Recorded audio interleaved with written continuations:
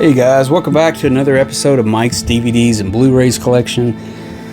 I'm your host Mike. Thanks for tuning in, guys. I thank you. Today we're going to talk about a director that has style for days. He's really famous for the movies in particular that he made in the 1950s. The director I'm talking about is Douglas Sirk.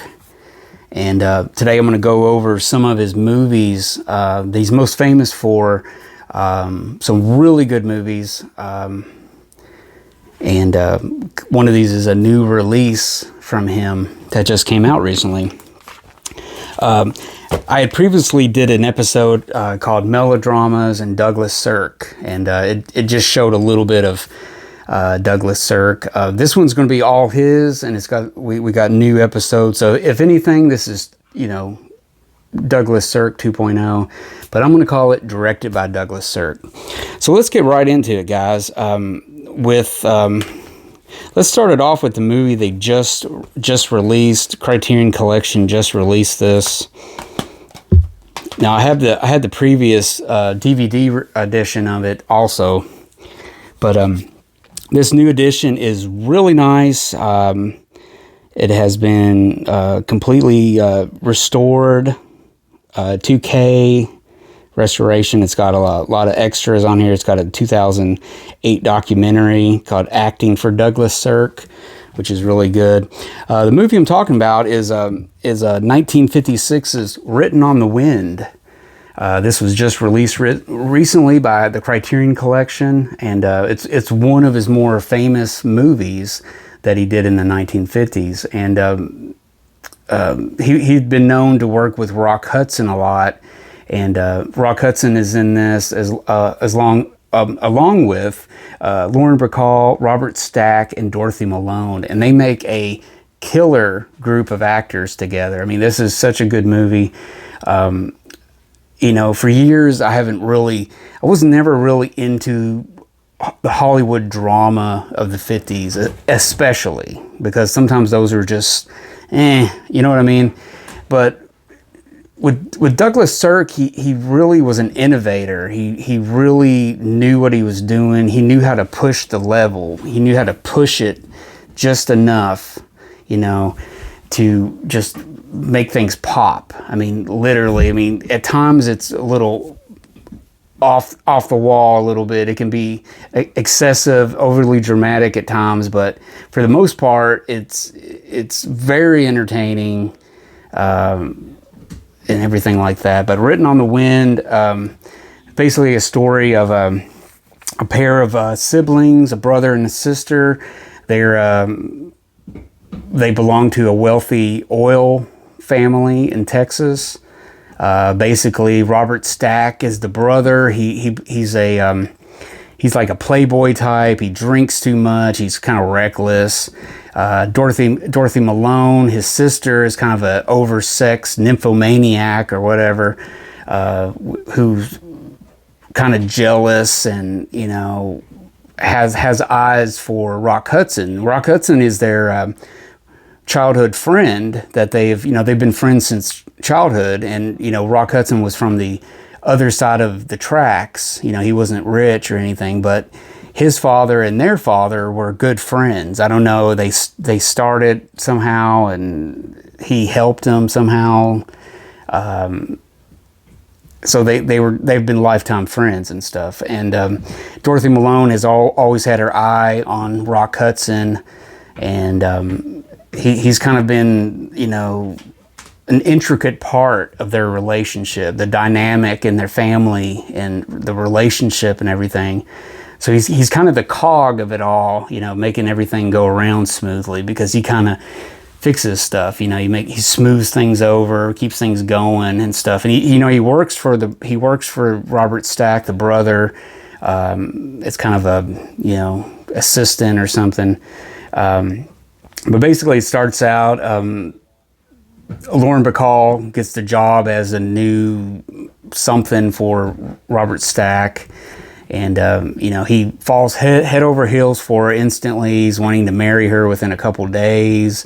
Caught him in one of his drinking binges and stuff, just kind of and everything. But as time goes by, you know, Rock Hudson falls in love with Lauren Bacall, his character, and she's attracted to him because she could have everything she ever wanted with him, but happiness, you know. And it takes a while before it, you know, wears thin, and, you know, everything happens and stuff. But, you know, out of it all, I guess the main star would be Rock Hudson. Out of all of it, he keeps it all kind of going down. But yeah, it's scene after scene of just like classic, you know, drama school. You know what I mean? Like, these are just classic stuff going down. It's so entertaining. It really is. Because I don't know if I could ever, you know, experience another director of this magnitude with this kind of drama, you know, in the melodrama category, you know, other than Douglas Sirk. I don't know. I guess if I want to watch a melodramatic movie, I go to this. You know what I mean? Like, it's just, I don't know. They have something really good going for it. But anyways, that's the new Blu-ray. It's got some interviews. That documentary is really good because it's got interviews with Dorothy Malone, Robert Stack, Rock Hudson after the fact, you know, years later and stuff. But yeah, that's the Blu-ray. Here's the original DVD Criterion release of Written on the Wind. Now, this came out in 2001, and it's pretty bare bones. It's got some trailers, and it's got a little filmography thing with some stuff. It's not much of anything. This was early DVD and stuff like that, but yeah, I've had that for a while. Written on the Wind. So this was definitely an upgrade. It definitely needed an upgrading in Criterion. Excuse me. Okay, guys, next up, I want to talk about a movie. This came out in 1954, so this is 2 years before Written on the Wind. This is a movie called Magnificent Obsession, and it is definitely classic melodramatic soap opera. And like some scenes, as the scene ends, I almost want to hear an organ in the background going, like the old soap opera type stuff, you know, radio shows or something. They just, you know, it's almost funny. And it's not on purpose, but I can kind of laugh about it a little bit to myself because it's, you know what I mean? But it's not ridiculous at the same time. It's hard. It's just have to experience these movies and kind of, you know, figure them out and stuff. But again, we got another storyline of this time, Rock Hudson is the reckless playboy. Bob Merrick, and this was known as his breakthrough role. This is what really made him a A-list star in Hollywood at the time. He's out one day, he's got a speedboat, and he's just flying up and down the lake, up and down, and he basically wrecks, and they have to, the town has one, like, defibrillator or something. I can't even think of what it is, but they have one to share. And the doctor of the town needs it also for his own health, but it was just down the road from the lake. The police go there, borrow it real quick, and while they're helping Rock Hudson, you know, that saves his life. Meanwhile, the doctor, around the same time, you know, cue organ music, is having a heart attack. So because the machine wasn't there, he died. So it's like, wow, that's, you know, crazy in itself. And then the movie, as the movie goes on, you meet his wife, the doctor's wife, played by what's her name? Jane Wyman, played by Jane Wyman, and she finds out all this and and eventually Rock Hudson, you know, has a change of heart. He talks to this doctor who kind of breaks life down to him, and just somehow he has a complete change of heart. A couple things happen, And now he cares. Now he wants to donate money. He's like the richest guy in town. You know, he wants to help the hospital out now. He wants to do this. He wants to do that. But he ends up falling in love with the doctor's wife, who, you know, because of him, you know, them saving him, her husband died. So it's kind of strained at first. He's trying to make up to her. He's trying to apologize to her. He's trying to, you know, I'm sorry. She's not having any of it. And then one day, he meets her to get into a cab, of all things, you know, get ready to cue the organ music, and she's trying to get out of the cab away from him because he's trying to apologize and smooth it over. That a car clips her, you know, drives by real fast and clips her. She goes in the hospital and she has injuries that make her go blind. So it's like, okay, she's blind now because of Rock Hudson. You know, he's like did something else. It's like, what else can he do, you know? He's just not having good luck right now. He's not having any luck. And he's trying to do good. He means well. But eventually they meet unknowingly. He starts talking to her. She can't see him. He kind of says his name is something else. They start talking. They fall in love. Because they have these like rendezvous at the lake on the beach and stuff, and they have these afternoons together and stuff. And long story short, you know, she's going to go get the big operation in Sweden to try to get her vision back, and you know, everyone's like, don't do it. And then but he proves himself to her and the family and everything, and it all kind of ties up real neatly and stuff. It's a really nice movie. It's very entertaining. It's very soapy, but yeah, good performances overall. Jane Wyman is really good, and of course Rock Hudson's really good. But yeah, it's a good release. It's got another great documentary about Douglas Sirk. This one's called From Ufa to Hollywood. That's from 1991. And what's also cool is that this is a remake of a 1935 movie by John Stahl, who John Stahl, to me, is most famous for making Leave Her to Heaven in, you know, 1945, which was another big, you know, kind of a melodrama noir. But they have that original 1935 version on here too, so you have both of them. And what's really cool about the 35 version, that it's got Irene Dunne, you know, and she's really beautiful and really good in that role, and everything. So you get, and it's on their own discs and everything. So it's a really good, it's a nice little addition. This is definitely one you would want to pick up, you know, during a 50% off sale at Barnes & Noble. Definitely get that one. Next up, guys, this is a release from Kino Lorber, Kino Classics here. This is a movie from 1957, filmed in glorious black and white, The Tarnished Angels. And we see a return of Robert Stack, Dorothy Malone, and Rock Hudson to this tale of a barnstorming, 1930s barnstorming, you know, airplane.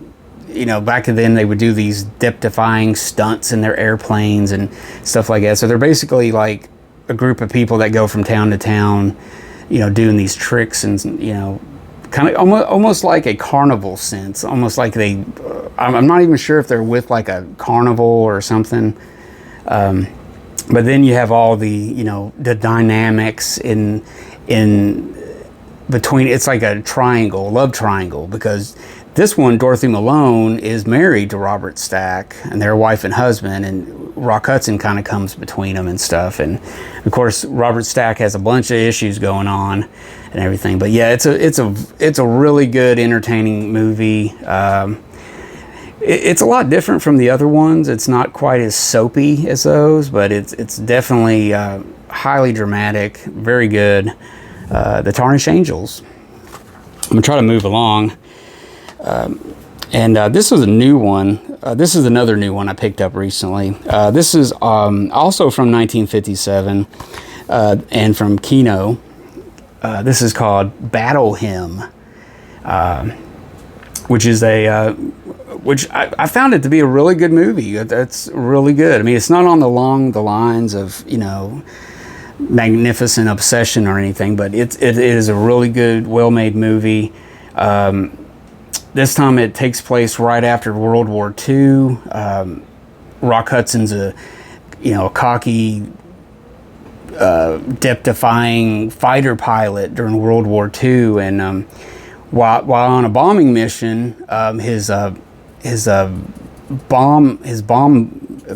release mechanism on the bomb button to release bombs and stuff gets stuck, and it wouldn't open where he needed it to open. And then as he's flying over an orphanage, I know, cue the organ, guys. As he's flying over an orphanage of German children, the bomb releases, and it basically blows up the church, blows up the orphanage, kills like 37 children. And then when he finds that out later on, hears it on the radio, he basically it just changes his life, completely changes his life. And before the war, he was training to be a minister, a priest or a minister, and everything. And as he returns to civilian life, he tries to be that person, to minister, but he has a conflict of interest, because it's like, how can I talk about this to people, how to live their life when with what I did, and everything. So he's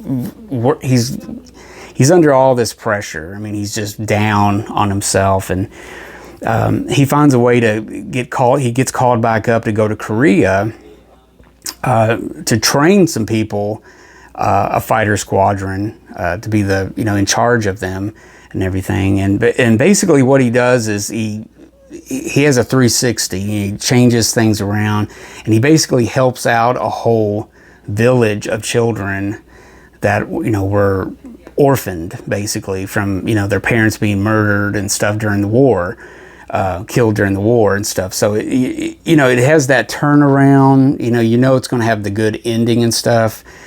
So it sums him up, and he's happy now, and everything's happy. Everything ends happy.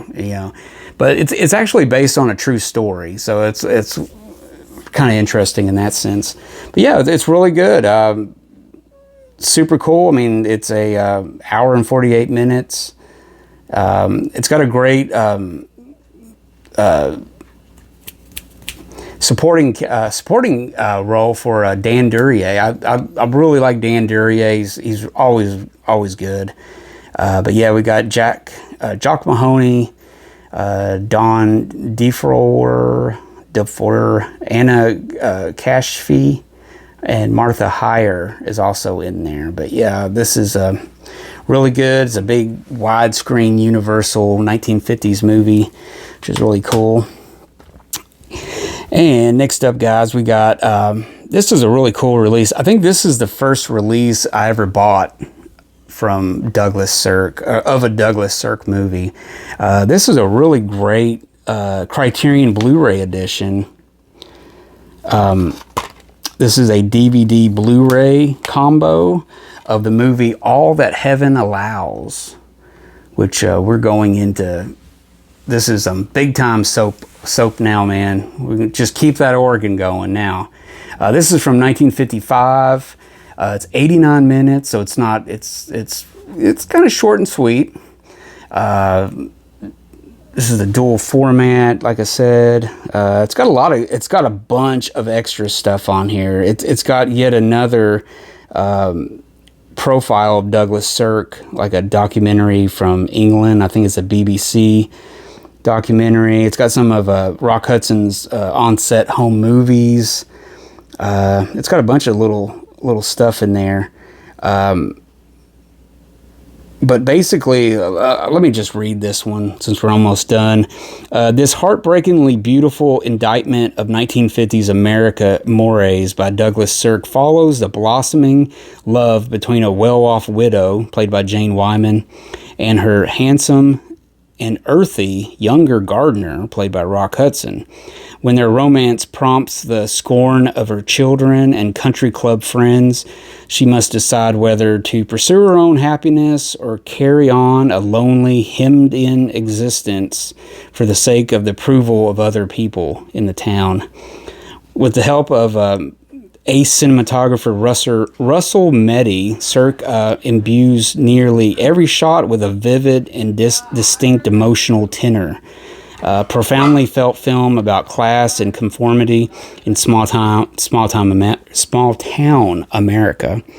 All That Heavens Allows is a pinnacle of expressionistic Hollywood melodrama, which I agree with that. It's probably one of the kings of the melodrama. You can't do any better than this.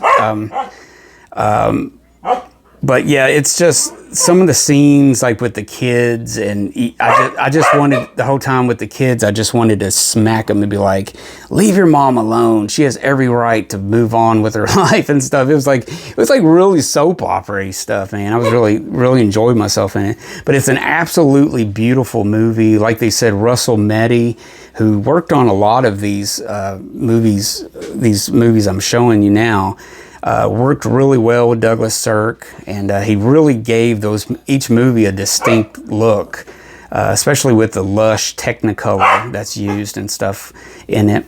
Plus, a lot of this takes place during winter, so there's a lot of snowy scenes and stuff, and it just looks beautiful. It's absolutely a beautiful movie. Really good. It's definitely, if I had to rate each one of these movies by an organ, the soap opera organ, this one would definitely be a 5 organ movie. This is definitely soapy, soap opera, melodramatic, all of that. But it is highly entertaining, and it's very beautiful. So All That Heaven Allows. Get through that. And finally, guys, this is a double movie release here of the story Imitation of Life. This has both the 1934 version and the 1959 version. And kind of like Magnificent Obsession, he remade a movie that had previously been made 20 years earlier. And they're actually both really good movies on their own. 1934 has Claudette Colbert, and she is really good in it, and it's actually another John Stahl movie who made Leave Her to Heaven and the original Magnificent Obsession. So it's really cool that John Stahl was a really talented dramatist too, just like Douglas Sirk. But the original has Claudette Colbert. Warren William, I always thought he was just underrated as an actor. He was such a good actor. He was in a lot of pre-code movies and stuff. Rochelle Hudson, Ned Sparks, Louise Beavers, Alan Hale. But yeah, it's a great, the first one alone is really good. And it's also got a documentary on here that's kind of talking about both of them, both movies and the story itself. Which is really cool. And each movie has its own commentary, because it's dealing with, black culture, white culture, black person in white world during that time period of the 1930s. And then in the 1950s, which are two different, periods, but, black people were not treated any different, in 1959 and stuff, but it goes in there. There's a lot of experts talking about the comparisons and the actors and everything in it. The 1959 version, which would actually be Douglas Sirk's last Hollywood movie, and which is kind of sad. I guess he took about 12 years off. I think he died in the early 80s, I believe. And he did some TV stuff and some stuff in Germany, but he didn't make any more movies in Hollywood. But the 1959 version has Lana Turner, John Gavin, It's got a early role by Sandra Dee, which she was very popular in the 1950s at Universal. Dan O'Hurley, Susan Corner, and Juanita Moore. Plus, it's got a famous scene with Mahalia Jackson doing a kind of like a gospel song during the funeral at the end and stuff, which was kind of famous. But yeah, both really good. The story of a single mom trying to raise a daughter, basically takes in a African American woman and her daughter to live with them and basically be a maid or help him out, and she's the mom is trying to be an actress and stuff. So the mom eventually becomes a famous actress and everything, but the daughter of the African American woman is, I don't know if she's half black, half white, or her. In the movie, they say that the father is black, but he was so white looking. He was like very light skinned or something, and the girl came out, But of course, they don't use a mixed girl, in a mixed actress, I guess you could say.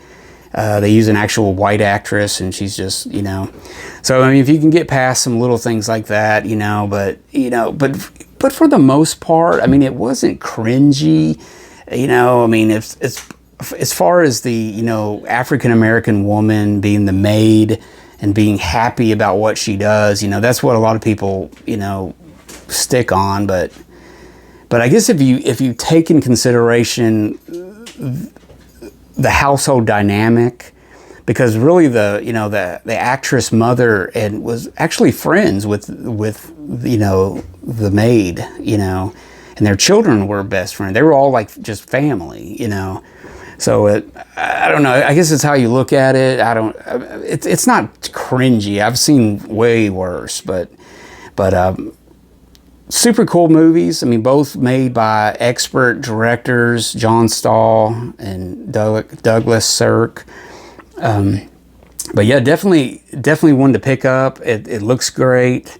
I believe you can get this, on Amazon all day, about $12, $13, $14.